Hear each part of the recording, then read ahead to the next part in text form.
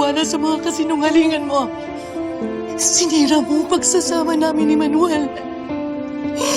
Yung mga pangarap namin. Sinira mo ang pamilya ko!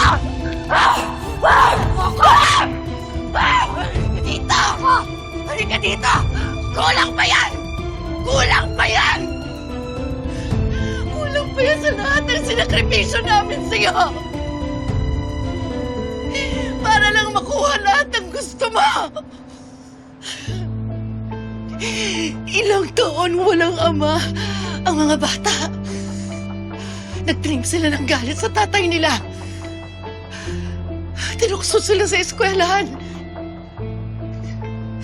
Muntik pang makulong si Jeffrey. Samantalang ikaw, naroroon, nagpapakasaya. Kasama yung lalaki na dapat sana asawa ko! Demonyo ka! Hayop ka talaga! Wala akong magagawa. Kasi bobo ka rin. Narinig mo? Kaya bagay na bagay kayo ni Manuel. Kasi pareho kayong tatanga-tanga. Yun kayo. At ngayon talaga, kakantiin mo ang mga anak ko? Papatayin mo rin? Kagaya ng ginawa mo kay Joel? Ano ba nagsasabi mo? Bukong-buko ka na eh. Alam naming lahat na ikaw ang nagsaksak ng gamot kay Joel. Pinaharas mo si Colleen at si Andrea. Napakasama mo. Napakasama mo, demonyete ka! Wala akong alam Demonyo! sinasabi mo. Nag-iimbento ka lang. Wala akong alam sinasabi mo. Boss! Sir! Palayasin niyo na nga itong mga to. Nananakit pa, oh! Pwede ba yan dito? Boss!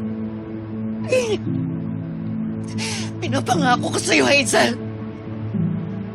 Pagbabayaran mo lahat ng ginawa mong kasalanan sa pamilya ko.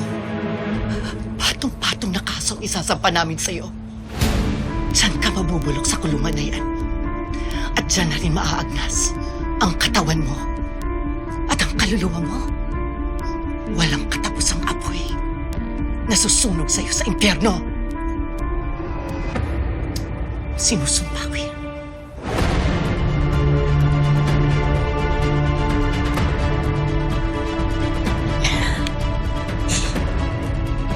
Mahal kita.